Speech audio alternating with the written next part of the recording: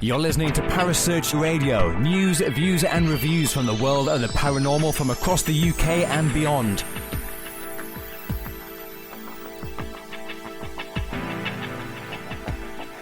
Find us on Facebook, Twitter and the World Wide Web. Parasearch UK Radio.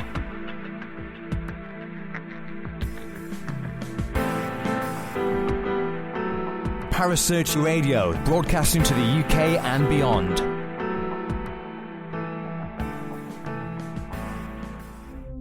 The views and opinions expressed by presenters and guests are their own and do not necessarily reflect the official policy or position of Parasearch Radio or its affiliates and sponsors. Listener discretion is advised.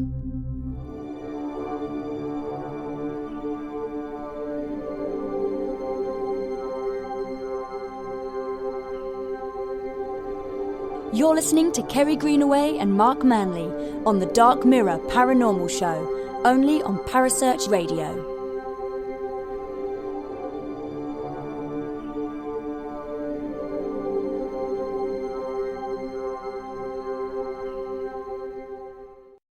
Good evening and welcome to the Dark Mirror Paranormal Show. My name is Kerry Greenaway and as always I am joined on a Friday evening by the lovely Mark Manley. Good evening, Mark. Hello. How is everybody? That's very subdued. And Mr. Carl Hutchinson is with us. Good evening, Carl. Moment.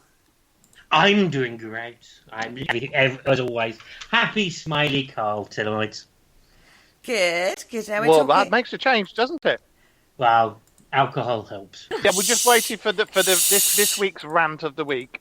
Alcohol? You haven't got alcohol. You've just got Coca-Cola. What are you talking about? No. I'm talking about alcohol as in the human emotion envelops your endorphins to make you happy and smiley. I thought you were talking about that cloud of alcohol that's up in the cosmos that's got so much alcohol in it, it could get everybody drunk for 120 years You on the two are planet. in really big trouble with Mr. Paul Rook, is all I'm saying. And on that subject, let's change the topic. Let's change the topic. And what are we talking about tonight? Over to me. Aliens! We be talking about the Annunaki and lots of different things to do with the Annunaki. And the Annunaki were basically believe all the stories and the legends. The thing that gets me about the stories and the legends, when you look at a lot of the lost scrolls, on the copper scrolls that have been found, this, that and the other, they do talk about the visitors from the other worlds. And the Sumerians and the Babylonians and Gilgamesh and all that lot, they all talk about it. But then there's people who say, oh, no, it's not mentioned.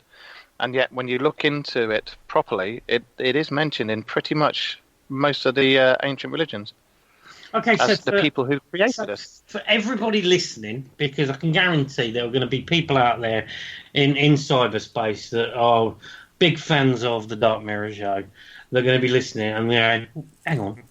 Anu what? Anu Doobie? What is Annunaki or what is or what are the Anunnaki? Go on, give us a quick synopsis. Just a brief. You want a really brief synopsis of the Anunnaki? Just for everybody out there that potentially doesn't know what Anunnaki is. All right. Okay. Here we go. Aliens! There you go. Okay. That's it. Job done. Expecting a little bit more. The Anunnaki are the ancient aliens that everybody hears about and sees about in ancient texts, scrolls, religions, programs on the telly, blah blah blah blah blah blah blah blah. Even the Mayans had the that stone glyph of the guy in a ship controlling it. Either that or that's some very strange mechanism he's got there. I think it's interpretation, though. It could be interpretation, but when you look at that one particular glyph, it's like either that's a case of bring in the gimp, or it's an alien. No, that's all right. Anyway, earlier on, I got a text message today. Hey, Kerry. Earlier on, I got a text message today, right? And the text message was UWC. Now, I didn't know what that was, right?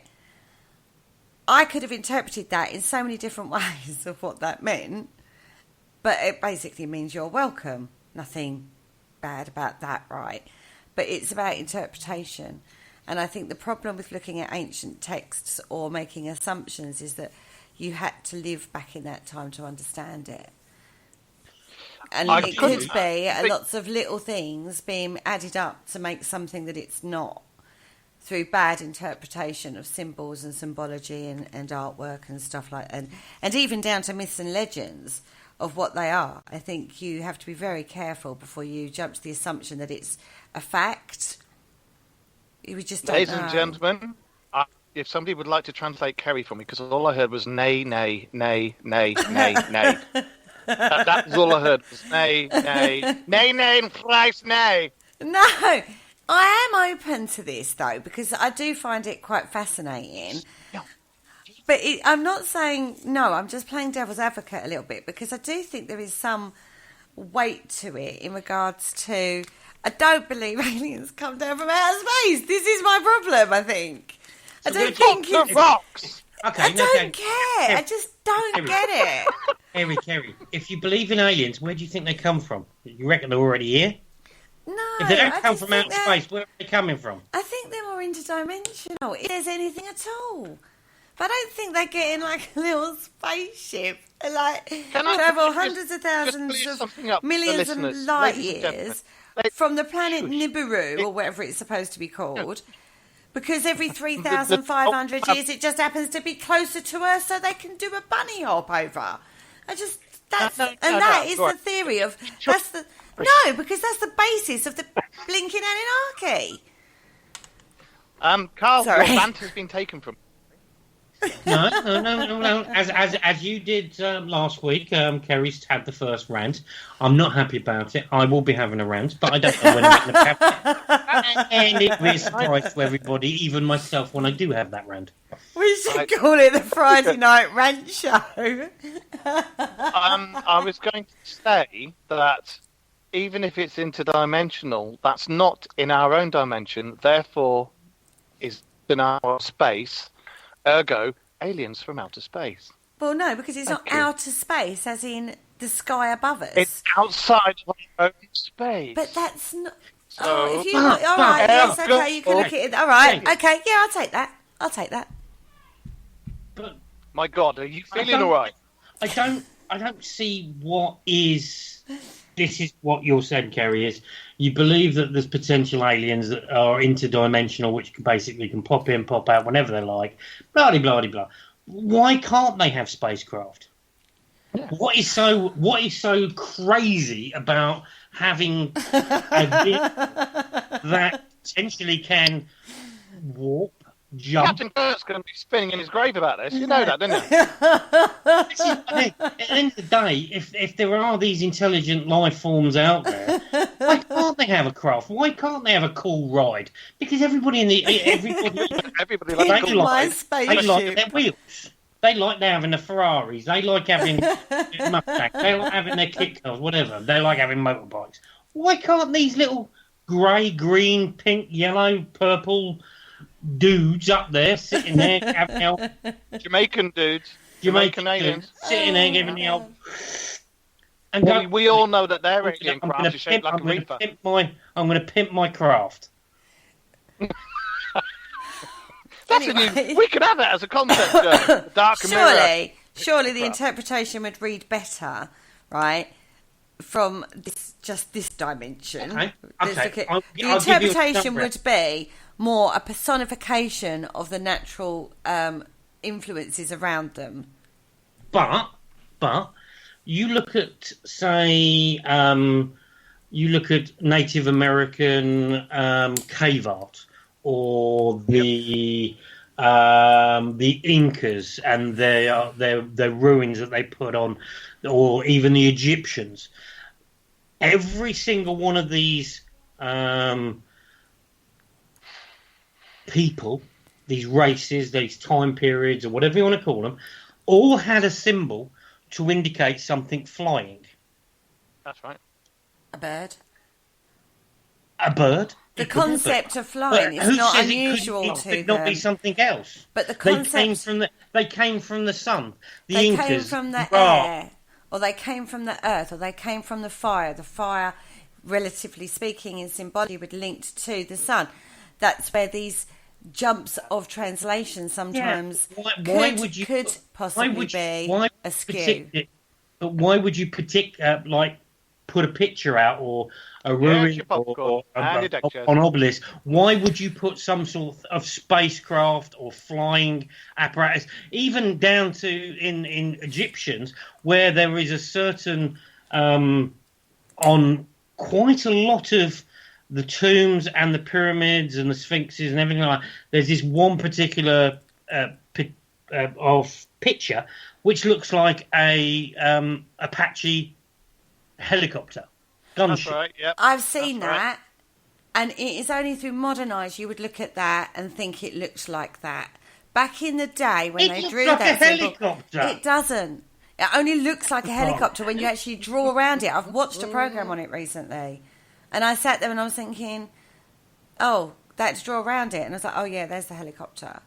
No, but it's not drawn around it. It's not like dot to dot where you can. No, this picture that is quite profound on a lot of Egyptian tombs, monuments, etc., is a picture of a helicopter. They've also got the Denver because you were told that. What do you mean? I was told that. Right. So someone said it's the power of suggestion. Someone tells you it looks like a helicopter, so you see a helicopter. It doesn't. No, it's not power suggestion that it looks like a helicopter. I know what a helicopter looks like. But I've seen it too, and I think that could be open to interpretation. Depending on what... If you took yourself back to the Egyptian times, that symbol...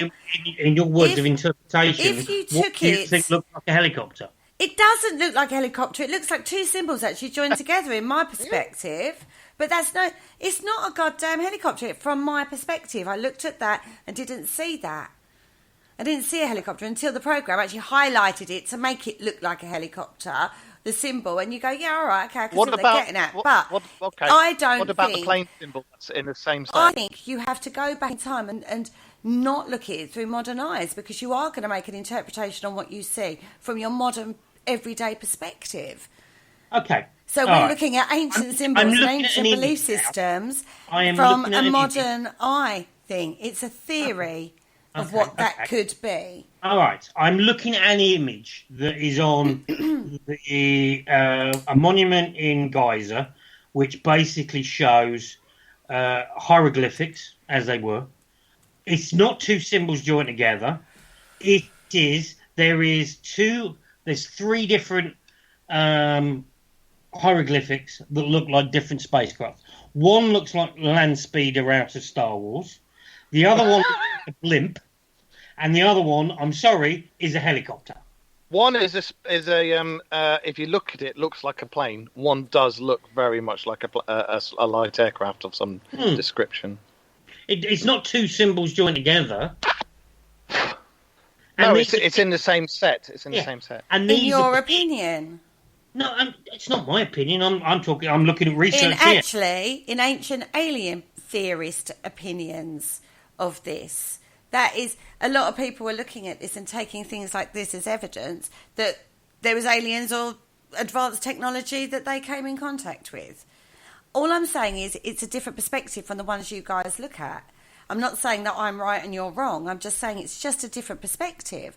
There is a lot of interesting things from a lot cross-cultural, not just the Sumerians and the Mesopotamia situation which we're looking at tonight. But what I'm saying is you have to be very careful with interpretations, and we're still interpreting things from a more modern perspective. What we would put on something may not be what the ancients would put on it. So it really is about interpretation. Sometimes things get lost in translation. Harry, I look at a sandwich that if it was a one-off hieroglyphic, it could be basically... It's not. It appears on so many. It's on one, not multiple sites. That particular helicopter. No, I'm looking on my phone now. There is multiple. It's predicted in some of the where you've got pictures of the pharaohs, and you can see the sun god, and you see it behind that in the sun god in the air. You also got it in cartouches above tombs. It appears. It's not just one cartouche. It appears in multiple cartouches around the Egyptian monuments. But we're not talking about the Egyptians. We're talking about the Anunnaki, which is Mesopotamian Sumerian, and it's the same thing. It's about interpretation of an ancient language and ancient symbology that actually is only interpretable because of the stuff. And that's all I'm saying. Is we're looking at this whole theory of the ancient alien theory is not new. But do you not feel that sometimes they add facts up which are it's down to interpretation? And so I'm not saying they're wrong. I'm just saying it's interpreted. It's the interpretation of it. Can I put my 2 penny please? No. Shut up. Right. What I say is, again, I'm going to go back to the timeline. Remember when we did the religious timeline and I said that every single religious book, epic, story, fable, whatever you want to call it, everything from the Bible to the Quran to the Mahabharata, they all have epic battles between good and bad, and in those epic battles between good and bad, they all happen at the same timeline, the same portal of time, all around the world, and they all talk about the gods flying around in chariots, sure. So that is their interpretation of it. If we were to look at it these days, we might see something totally different. But how do you get these chariots of fire up in the air that shoot these, what did they describe it as? Iridescent light. It shot iridescent light, and there's still places in India that has It's not in the Bible. Radiation. No, I said in all the different books there are battles. This one I'm talking about is in the Mahabharata. But if there's no such thing as aliens or ancient aliens or that and the other, then how come all the religious texts talk about them? But it's... Oh, okay. Tell me more about the Anunnaki, because we're clearly on different pages on this one, because I'm still seeing it's down to interpretation of what happened. Right, if you went to... say a gladiator and you saw the chariots running around, you could go, God, we're flying round. And that be taken as in 3,000 years' time as being embellished and folklored and then written down and embellished a bit more to make it a better story into something it's completely not. At the end of the day, most of these scriptures, you look at the Bible, that was basically written down how many years after it should have happened? Yeah. So many years. So it's with it. Yeah. And I always say that every single story or legend, there had to be in the start. Yeah, it's like you say, it's interpretation of that. But what I'm saying is, yes, it could be interpretation, but it crops up in every so often. These things of something coming down from the stars or coming out of the sky or out of the sun, etc., etc. And it happens all the way across. Even in the Aztecs, quite a couple. But I also think you do have to look at things like there could be things like meteor showers going on, or a volcano that erupted, or something logical explanation for the way they're expressing it is not necessarily exactly the way it happened. That happens in media today. Fake news? Yeah. I'm not saying it's fake news, but what I'm saying is it's the way it's presented may not be how it happened. So when you're looking at ancient texts, that could just be some fictional writer's fun. Yeah. But at the end of the day, you could, if you're gonna look at it that way, and I do not want to insult anybody that is religious whatsoever, but at the end of the day, you take the scripture from the Bible. It was written how many years after it should have happened? So basically, whoever wrote it could have embellished it slightly made it a little bit more interesting to read from. Technically, in modern day, that's fake news. And this is true. And also, all the different stories that are in the Bible were chosen by men at a conclave, and it was all different religions that got together and belted it out. And they left out Mary's story and everything else like that. They were like, oh, no, can't have that. And they left out lots and lots of stuff and altered things to their own good. So as Kerry say, and as you say, as Kerry says, it's their interpretation. And as you say, it's this, it's Chinese whispers, this, that, and the other. And as I say, there had to be something there at the very beginning to start off the spark. All right. Which, Which at the end of the day is a lot of stuff that we look at in modern times. And then it's personal. It's persons. Sorry, let me rephrase that. It's people's personal experiences, and you get told it, and then somebody else tells you it, and somebody else tells you it, somebody else tells you it, and it's completely different by the time you actually. And it could be like not just. It could be over a week period of this story being told. By the time you get it, it's a week later, but it's completely different to the original story. And do you not think then that could be what's happened with interpretations from this particular period? Yes and no. I believe that at the end of the day, Chinese whispers start one way. You say like, "Oh, Bob lives next door. He's married. He's happy. He has an apple for his tea every day." By the time it gets to the 5th or 6th hand down and you're writing it in a book, Bob's got 17 wives, his children, etc., and has flames coming out of his butthole. I mean, put it this way, right? If you're going to build a tomb or write on some tablets or whatever it be, whoever you're writing about or the situation you're writing about, you kind of never put the bad stuff in. You make it sound the best it can be, right? Just before we do this, there's another thing I had sent to me today. Do you remember back along we did a show about US underwater submerged objects, yeah? Yeah. And do you remember we talked about there's an alleged base that you can see on Google Maps and people have reported just off the coast of Malibu? Yeah. Yeah, the one we looked at and debunked. One of my friends lives in Malibu, and her daughter was on the beach, and there's a video of it up on YouTube and everything, and she sent me the photos that were taken of the phone, literally like split seconds apart. 1 second there's nothing there, and then you look at 3 or 4 of the other ones, and I've checked it to see if it was a grain of sand kicked up onto the phone, anything like that. And there's actually, when you zoom into it properly, there's a hexagon, a black hexagon that's just appeared out of nowhere. Maybe something, maybe nothing. Alien. But that's interpretation. Exactly my point, right? In 3,000 years' time, they're looking back at this particular time period in history, and then what the interpretation is supposed to be the Annunaki, Richard. I keep trying to bring it back. We'll the Annunaki in a minute. I'm just waiting for these two to kiss and make up. We haven't fallen out. Yeah, we're not like that. Don't you start trying to put a wedge between us. Yeah, you, Mark. Yeah, you talk about the Annunaki then, Mark, if you don't like us.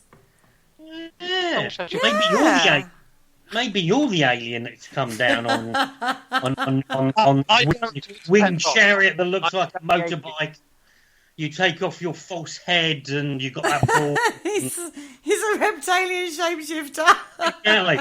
You take off your outer clothing, that leather skin and that head, and all of a sudden you are this wrinkly, bald, guppy beard. So, Mark, did you come down from outer space on a spacecraft? No, I came down somebody's love canal and popped out in China. So you're an indigo child. Yeah. Tonight he came down somebody else's A42 on a motorbike in leathers before he unrobed himself. So, anyway, let's get back to the topic. Let's get back to the Annunaki. Right. Yeah, come on, let's actually talk about the Annunaki. Let's actually talk about the Annunaki. But it is important what we was talking about before, and you'll see why when we come on to it more. So, basically, the setup in Sumeria, the Mesopotamian area, I can't even say that word. Yeah, there. Right. There's been interpretations from some texts that suggest that the Anunnaki were like the classed as almost like the god race, but they were actually living, breathing hierarchy. That's right. Right, there were 50 of them, but there was 3 main leaders of the 50. Right? And they were also very much like the Greek and Roman gods as well. Same hierarchy. 3 main heads of this, right? Am I right? Yes. Have you got the names of them? I would do if I'm frantically looking, because I put a load of extra stuff on top of it. Oh, I just realised what that picture is. I didn't realise that was a picture of somebody with a big stone willy there. Let's just ignore that and get back to this. Carry on. Ignore me. You carry on Okay, but this concept is not new. Kerry, I just want to just go back to something you said when you were just talking about that before. Mark mentioned Stone Willies, and he was looking at the research. Mark said it's similar to Greek and other mythology, other belief systems. Greek and Roman. There we go again. We're going back to the same sort of things, have different names, as we've discussed on multiple shows over the last 2 or 3 weeks. It's interpretation of the same thing, but under different names. Not saying that they're not aliens that come on spacecrafts, but it's a different name for these beings, creatures, hierarchy, whatever you want to call it. That's all the point. They could even be precursors. Or it may not be real people at all. It could just be their personification of the natural environment around them, like the four elements. Do you know what I mean? That's my point in this. But let's go back to the Anunnaki. The Anunnaki, right? It's pure of this. This story is not new. When this hit the mainstream idealism, this idea had been bandied around for quite a little while beforehand. This concept of aliens coming from outer space, like taking over the Earth, changing our DNA, making us a slave race, making us dig for gold or whatever product they want, and then fueling their machines, and then flooding the Earth to get rid of the slave race they created. It's here we go again, right? And then you tie things in from various archaeological sites and various cultures and go, hey, there's my evidence.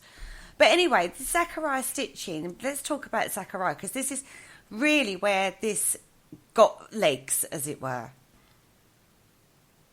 Yeah. See, there's a lot of this. I can see there's a grain of truth in. I can see there were things that happened, but as you said, it is interpretation, and I think there's a few things that don't ring quite true for it to be aliens. But anyway, whoa! Hold on. Lois, did you just say that you don't believe they are aliens? I got him to say there may not be aliens live on air, Carl. Sorry, I think that you've been overtaken by an alien, Mark. Because that there may be such things as I said just now, precursors and stuff like that. Because for all this stuff about all the technology and things like that, I don't see why there can't be precursors. There's more and more evidence coming to light saying that we weren't the first people here, and there's also more and more stuff coming to light saying that ancient Stone Age man had his wicked way with lots and lots and lots of various different types of humans. So what was before? Yeah, but as Richard in the chat room says, Carrie, stop relying on facts. This is the Dark Mirror Show. Thanks, Richard. I'm going to say, I tell you what, I must admit, I just want to draw it to the chat room, and anybody listening, go into the chat room, because there is a most unbelievable conversation going on in the chat room, which is probably better than the actual show itself, because the chat room is just buzzing tonight. You've got so many people in there, and they're just absolutely chewing over the facts. So sorry, Mark. Back over to you. Right. Well, we were talking about stitching, weren't we? Stitching. A stitch in time. I think that was his name. Right. Anyway, oh, he's buzzing. Did you just see that? You went use that later. I just got a bit too excited. You've also got Eric von Daniken, who also believes in that theory and stuff as well. But Sitchin was the one who first brought it all together and explained about it all in one of his books that I can't quite remember the name of. But also, you were talking about the name of the king of the gods and everything like that, weren't you? Asking who they were. The three. Anna, no. Kind of. Well, actually, Annunaki kind of how it goes. I know. You just joined it together and you got the Annunaki. Sorry. Us humans are great, aren't they? We just Mark. We look at words and just go, I tell you, we're just going to... I'm just letting you guys get on with it. No, come on, tell us. Can't hear you, Mark. Don't get the ump. No, I'm trying to find me bloody spot on the research here, because there's so much of it. Yeah. Who sends 32 pages of research? So let's talk, right, forget that bit. Let's talk about Zachariah Stitchie, because this guy is, like you said, where it all came together, right? Now, this guy has no archaeological or historic academics at all, but he's quite a clever man, and he is very interested in this, and he actually taught himself to translate the Sumerian sign form, right, which is basically the earliest writing, right? That's where this all comes from. So we're not talking about a stupid guy, but he's got no academics. That doesn't make him irrelevant, though. I will say that. No, because at the end of the day, he's interpreted it, and in his own way, he might not be articulate. He might not be the most profound person, but he's given his own interpretation of what he knows and what he's done. So you don't need to be a scholar. You don't need to be. You don't need to have qualifications saying that you know this, that, and the other. Exactly. If you know the stuff about it anyway. However, then, and that is so true now, you don't have to be a scholar. You don't have to be a glorified writer or whatever. But he does have a degree in economics. So he is, like I say, that demonstrates he's not a stupid man. But this is where he falls down from the academia side of things. People who have studied this as as their PhD or whatever it is that they do, right? Now, his translation is of these documents or this writing is where the scrolls, is where it comes from. But some people are saying he's woven a good story with the translation. And what he's actually explaining is their words for mythological gods, the personification of mythological gods. He's made it real, right? And that's where this theory sits, basically. So you've got the true believers, and you've got the ones that go, well, that's not quite like that. Kind of not quite translated right, in our opinion. Funny enough, isn't that modern day time as well? Well, this is true, but he wrote a book. He's written quite a few books. He's actually I was going to say he's written a very successful author off the back of this theory. And this is where the main bulk of the detail comes from.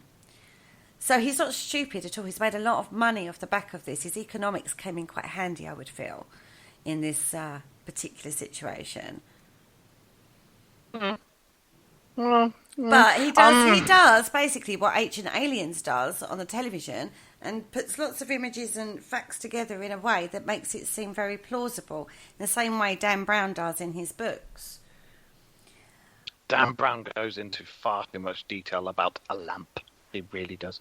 Anyway, I've read all his books. I think they're fantastic, but sometimes in the books he goes on and on and on and on and on and on and on about like a Chesterfield sofa, and it's like, we get it! You get off on the old furniture. Get on with the story, Dan. Come on, mate.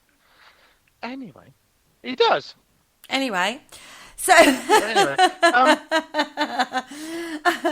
But can you understand why? I mean, and we've talked about this before, and I think this is very comparable, because at the end of the day, if you're joining together a lot of facts that makes it very plausible, people start believing it blindly, blind faith. They don't check any of these facts.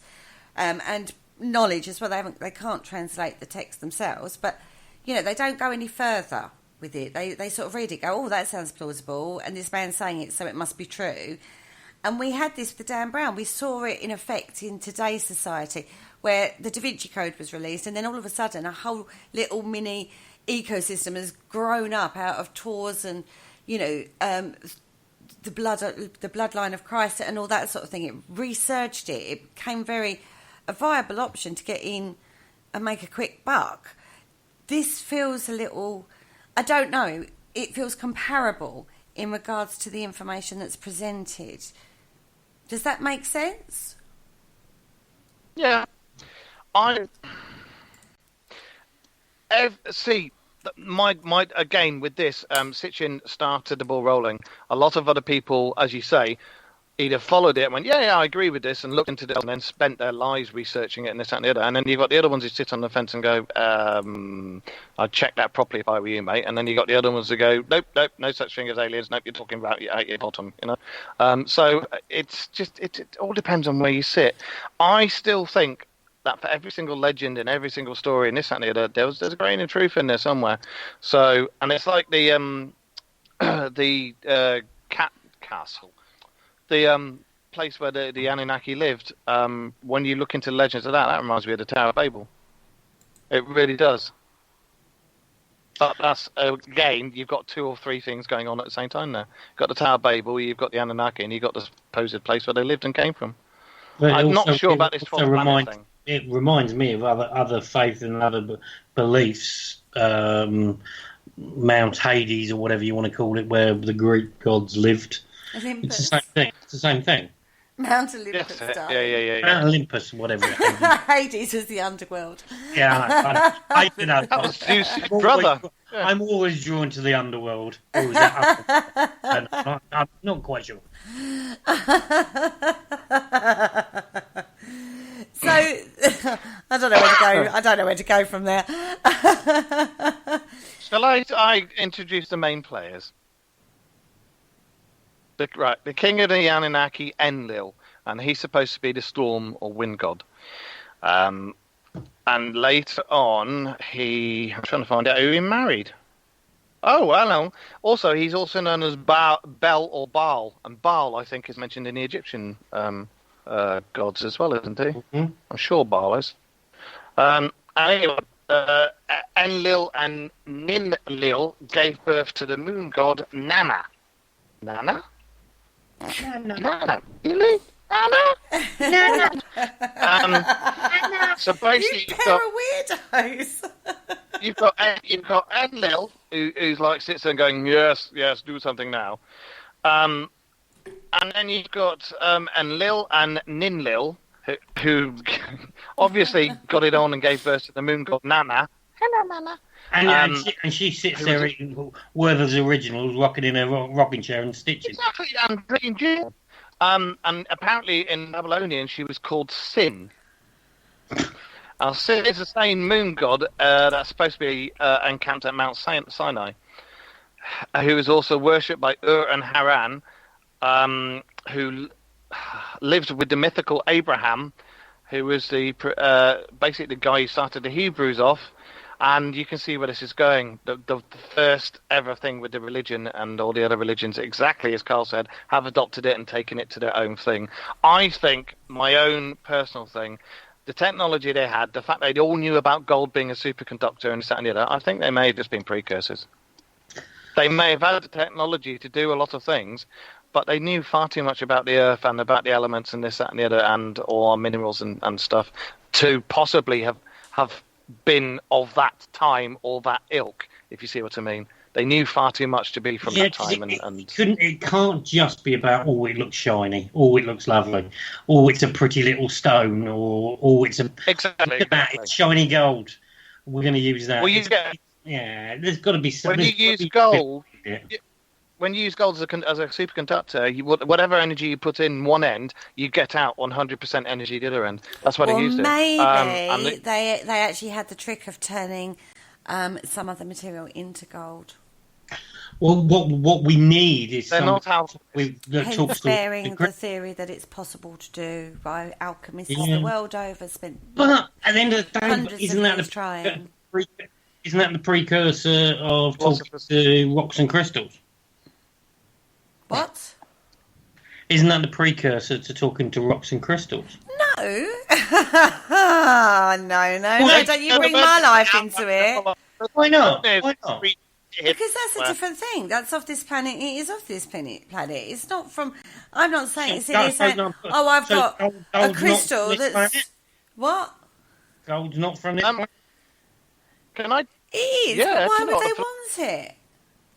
I don't see the relevance between what I do and what you're talking about. I'm just putting it out there because at the end of the day, there's links to precious stones, minerals and stuff like that So why is that any different to what people do nowadays when they use crystals, elements in their work, that they know about these precursors to everything like that? So there's but we know that the power of crystal and rocks and any form of work but is why actually didn't a they belief system, the same as but religion. why didn't those people back in those days have the same beliefs, and that's the reason they chose those particular materials to work with? Because that's what they had. No. You know, I'm sorry. People say that to me. Yeah, back in those days, you'd walk down the street. Oh, look, there's a big lump of gold. What? No. They would have been mining for something else to do with stuff, and they come across this shiny material. Beautiful, lovely, right? People like pretty things back then just as much as they do now. They're looking for it. I'm sorry. Who in their right mind would just go, I'm going to dig into a mountain just to find this little bit of this. No, I think you'll find it's more like it's a byproduct. It's like one of those things where you go, oh, that's novel. Gold's a byproduct. But back then, it's the same as whether you're talking about crystals and rocks. You're talking about in general. Go up and knock a crystal out. You could have come across quartz when you think, it's pretty. I'll take it back from my cave wife. That's not my point.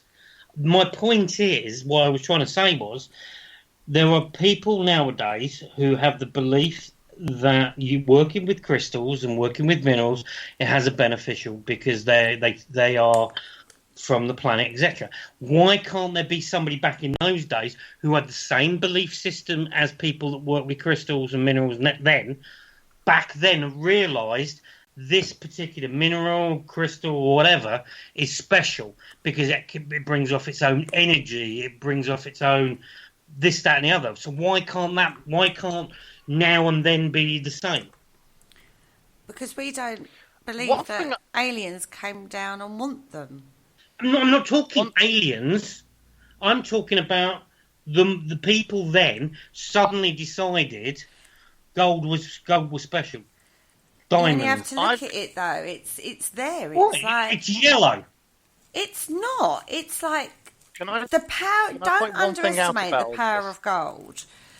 People are certain. We looked at this on the Paranormal Concept Show. The law of gemstones and treasure and gold is a powerful pull.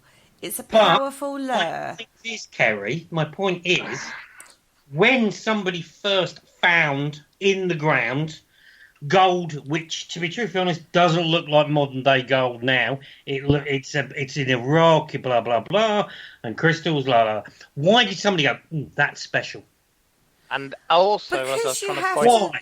No. Answer the question. Why? All right, because the belief is, and it's belief, there is a pull to it. There is something about it.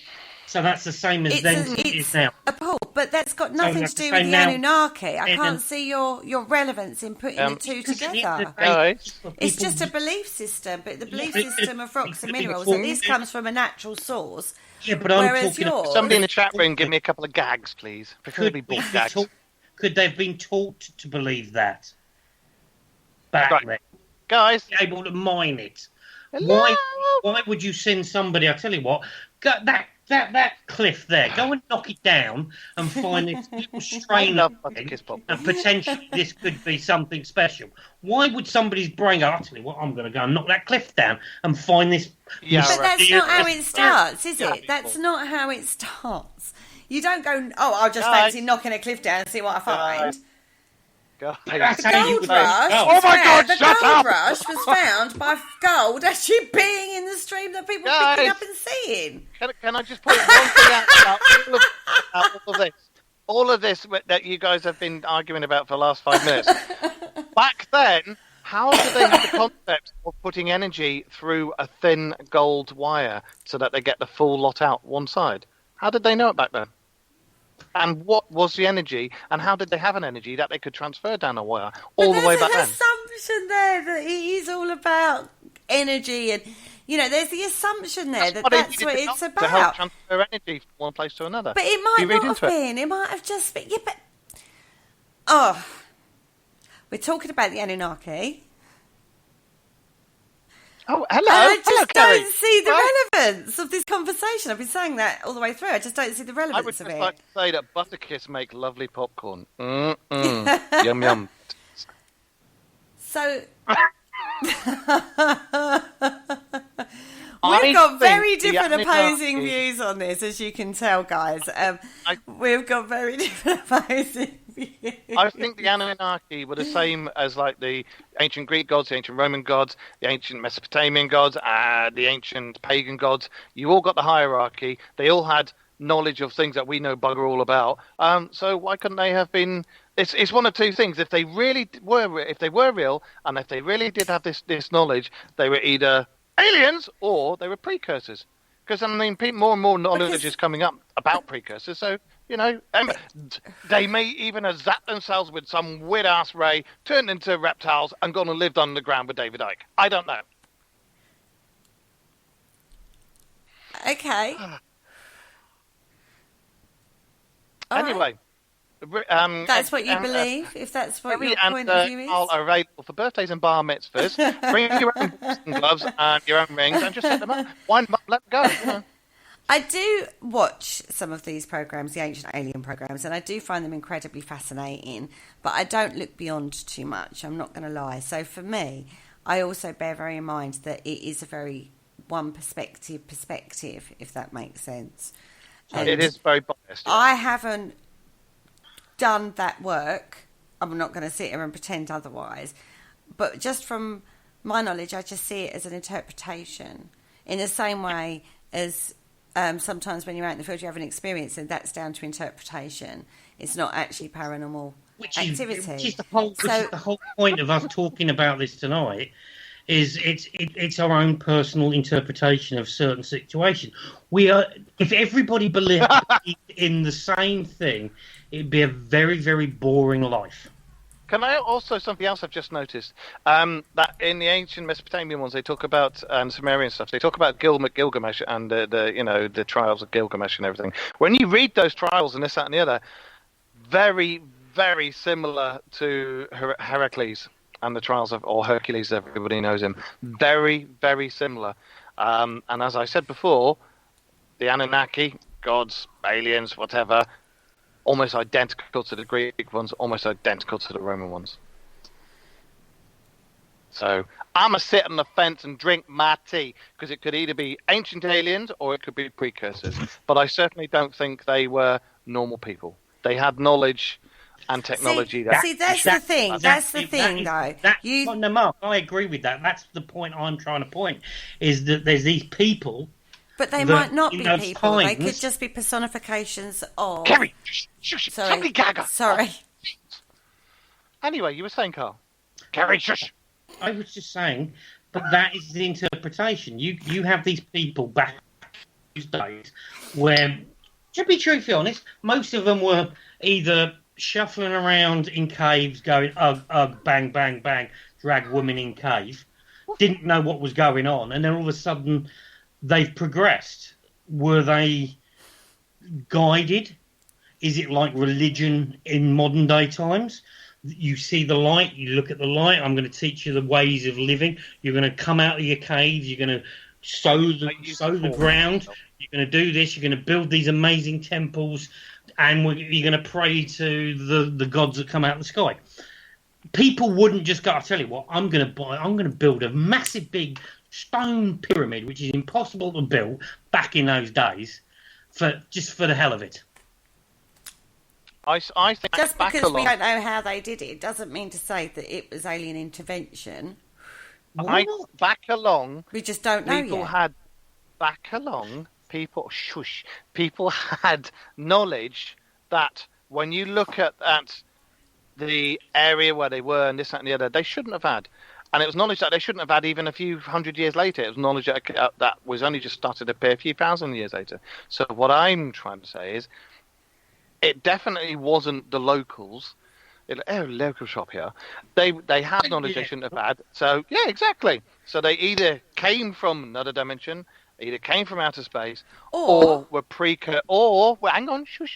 or were precursors. Yes, stuff may have been interpreted wrong, but either way, they weren't from that very, very different, ergo, alien to the place they are at, and therefore, aliens! Boom! At some point in history, we had a major cosmological effect on this planet, which somehow changed things. Who knows? I've got another thing. Well, the word alien in modern day language does not mean little green man. It means something else. You could use, i.e., as it does in the Bible, somebody comes across from the sea, a different part. Yeah. So they could be a different race. They came from, say, Persia, whatever. They came from somewhere. And all of a sudden, they have these different ideas, these different belief systems, and they then tell these people. And these little munchkins that run around in their caves going, I'll drag women in cave, make babies, all that sort of stuff. And all of a sudden, this person comes in and goes, no, don't do that. Do it this way. Go to your land, hoe it, plant crop, you will get food, you can then survive, you don't have to worry about being eaten by these big animals, blah, blah, blah, blah. And people will go, wow, that's amazing. So potentially these people could, and the word is, as Mr. Donald Trump says, aliens coming from Mexico into America.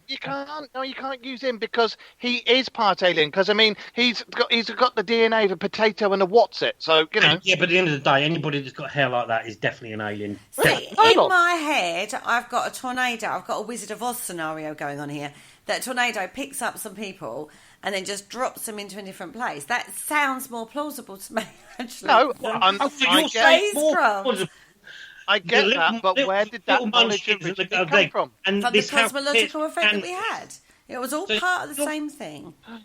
So, Kerry, let me get this right. You think it's more plausible this is an interesting show this week, folks. Picks up a house, drops it on the munchkins, and it's more plausible than people coming down from outer space? Is that what you're saying?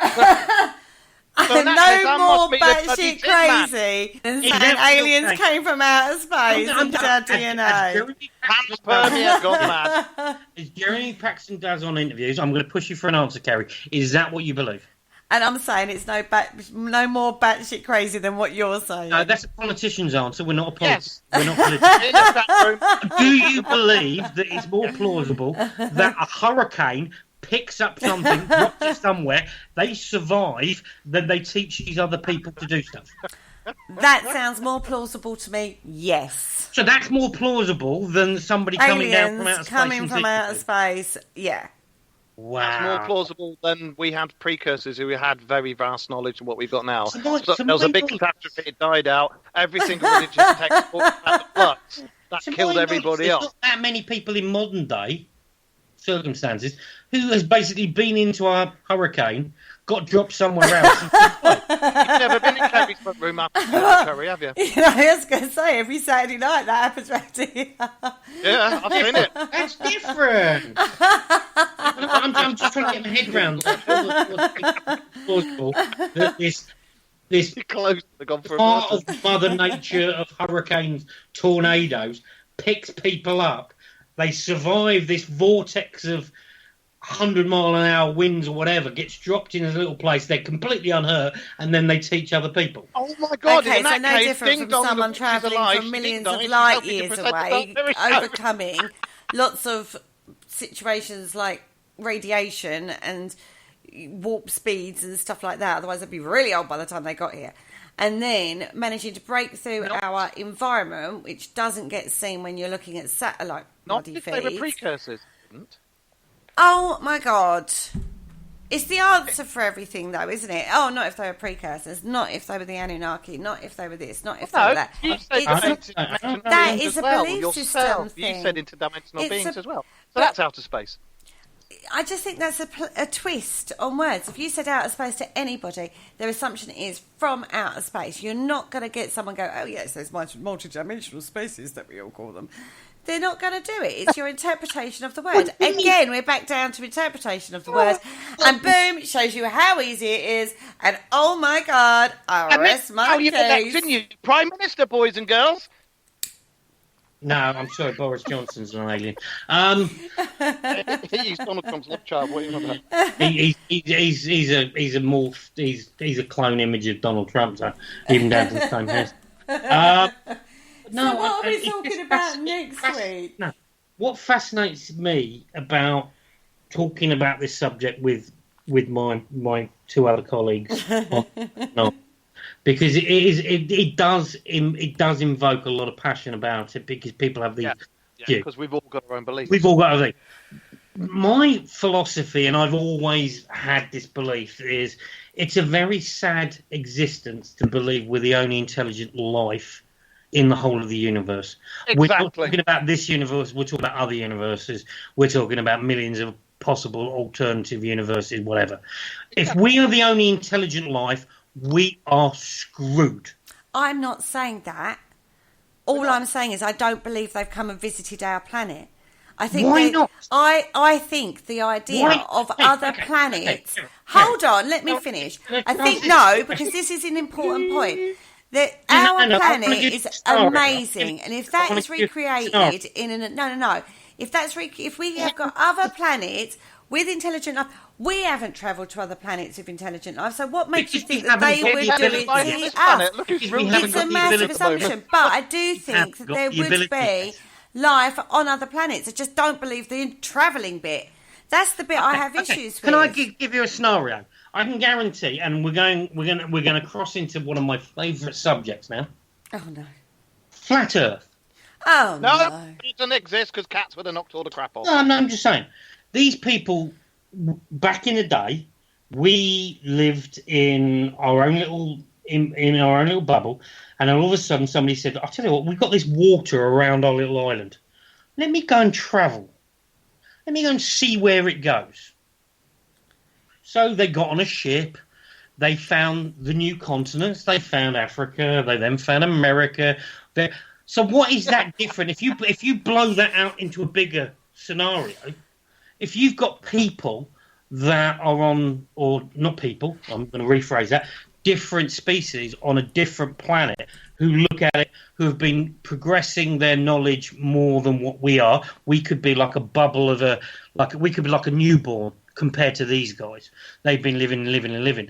So what is the difference about us them getting into like a ship? Technically, this ship doesn't travel on water, it travels through space, and visiting other places like we did to discover America, Australia, blah, blah, blah, and then just basically just knocking the hell out of the flat Earth policy. No, I'm going with that. Okay. Kerry, what is the difference? Kerry, what is the difference? I am not getting into this argument with you. No, it's not an argument. No, it is, because we've actually come to the end of the show. We are actually coming to the end of the show. But yes, we're coming to the end of the show. Right, there is nothing that is as plausible a theory as anybody else's, right? Because you can't prove it. Yeah, but I'm just saying, you say... But I kind of would more believe our little planet has not been visited by aliens, because there's more evidence to back that up than there is to back up the fact that there are aliens. Sorry, guys, but that is where I'm going with this. Because we have our very own history. It's at our fingertips. We just don't delve deep enough into it. Like I've just said, we could be like down to interpretation. We could be like a baby planet. Over the years, we could be like growing like exponentially at a very slow rate. You're right. These we could people on other planets, it's not a viable theory. Way ahead of us. Not saying it's not a good theory. So I'm agreeing with you, right? I'm not saying it's not a good theory, but that is all it is, it's a theory. In a fist fight. Anyway, on that note, we have come to the end of the show. And what are we talking about next week? Or what are we going to try and talk about next week? Before we do that, one thing I've got to say. We're moving on. It has been your two shows to shut the flip up. And just one thing. As Carl said, and I agree with this, out of the whole of the cosmos, all of the universes, everything, We cannot be the one little ball of rock that has intelligent life on Nobody it. is saying that. Everybody is agreeing on that point. It's the point of whether or not they can poxy well travel to us, and I don't think they can. If you've got planets that are millions of years older than ours, it's as good a theory as anybody. Okay, viewers, this is Carl Hutchinson. Anyway, next week. Next week, aliens are real. Waving going on. Please bear with us. It's volatile moment. Please bear with us. The temperature's got the Kerry, everything. One of her nipples has just fallen off. And next out the week on the Dark Mirror Show, boys, behave. We are still talking about UFOs and weird stuff that happens. We're talking about the Skinwalker Ranch. See, even though I don't believe in all this stuff, there are some things that I look into, and I do look into things myself. So don't sit there and think I'm not completely uneducated on this topic, because I do kind of know. I just have an opinion. And it's so different from allowing other people to have their opinions, which I do. We never, ever, when it comes to research, when it comes to looking at stuff, we never believe that you want... See, I do all the research. When I do the research, I send it to everybody and go, have you read it? And Carl's the one who's like, nah. Kerry's read it. I've had to because I've been researching it. It's like, so Carl, what do you think of the research? And he's like, I haven't read it. Okay, Mark, you're not supposed. It's like having a Fabergé egg. You can't just it looks nice and then break it open and find fuck all inside it. My research technique is like a Fabergé egg. It looks great, and I will make sure that I know what I'm talking about when I need to. Be honest, yours and mine look like anyway, before this develops into a full-blown bitch fight, I think we should say goodbye to our lovely listeners that are tuned in to hear all about the Anunnaki, and all they've done is hear us row. Next week, hear us argue all about the Skinwalker Ranch. Say good night, guys. Thank you for listening, guys, and I'll give you the results of the fight once the judges have handed their cards in. Yeah. Thank you very much. Good night, and aliens, yes, they are real. All I'm going to say is that this has been a great one. I love it because it's been good. Synapses are just flying, emotions are flying. bit of heat brings it in. Annunaki, aliens. Whatever you want to believe. We love it. This is what the Dark Mirror Show's all about. Mark, shut up while I'm doing my end bit, because you've had your bit. God almighty. Oh, for God's sake. And on that note, I'm going to pass you back to Gary. Good night, guys. Don't forget to tune in Monday for the roundup of shows on our Parasearch Radio Facebook group page. And if you miss any of our shows, pop over to YouTube and don't forget to click like, share and subscribe. And on that note, I'm going to go and take these boys down in the after show party. I'll see you there. Good night. Thank you for listening. Don't forget to join us for more shows throughout the week. Find us on Facebook, Twitter and the World Wide Web to keep up to date with all the shows right here on Parasearch Radio.